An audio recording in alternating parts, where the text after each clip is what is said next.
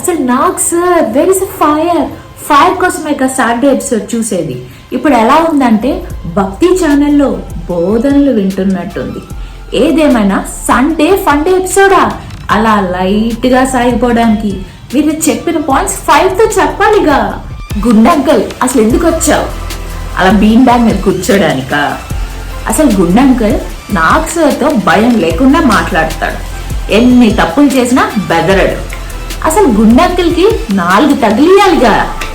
అది కాకుండా అగ్ని పరీక్షలో నేను చూశాక నీ ఆట ఆకాశంలో ఉంటుంది అనుకున్నా, ఇప్పుడు పాతాళంలో ఉంది అని లైట్ గా చెప్తారు.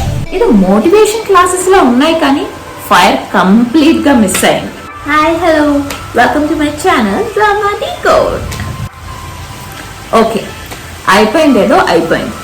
ఎపిసోడ్కి వస్తే ప్రతి వీక్ కంటెస్టెంట్స్ చేసిన మిస్టేక్స్ అన్ని, వాళ్ళ పాజిటివ్స్ ఏంటి నెగిటివ్స్ అన్ని డిస్కస్ చేసి వాళ్ళ గేమ్ని ఇంప్రూవ్ అయ్యేటట్టు చేస్తున్నారు.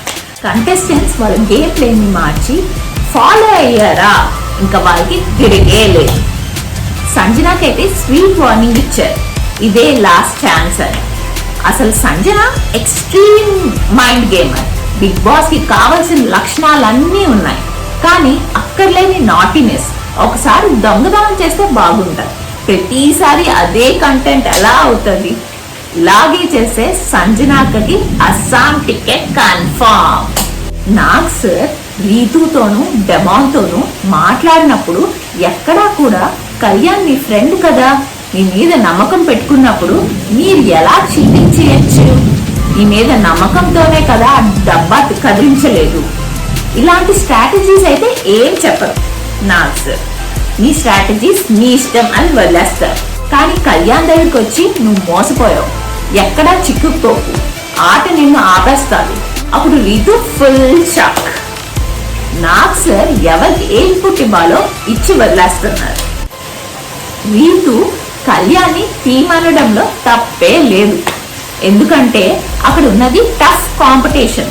తను విన్ అవ్వాలి అనే దాంతో టీమ్ అనడం తప్పే కాదు. డెమాన్ది మాత్రం తప్పే. కళ్యాణ్తో అగ్ని పరీక్ష నుండి ఉండి డెమాన్ కళ్యాణ్ టెనెన్స్ గా ఉంటూ వాళ్ళ బాండ్ కంట మొన్న పరిచయమైన రీతు, అది కూడా ఓనర్స్ టీమ్ వాళ్ళకి సపోర్ట్ ఇచ్చాడు. దీనివల్ల రీతు డెమాన్ కి నెగిటివ్ ఇంపాక్ట్ అయితే ఈ వీక్ ఉండొచ్చు. మరిన్ని బిగ్ బాస్ అప్డేట్స్ కోసం డ్రామా డీకోడ్ ఛానల్ ని సబ్స్క్రైబ్ చేయండి.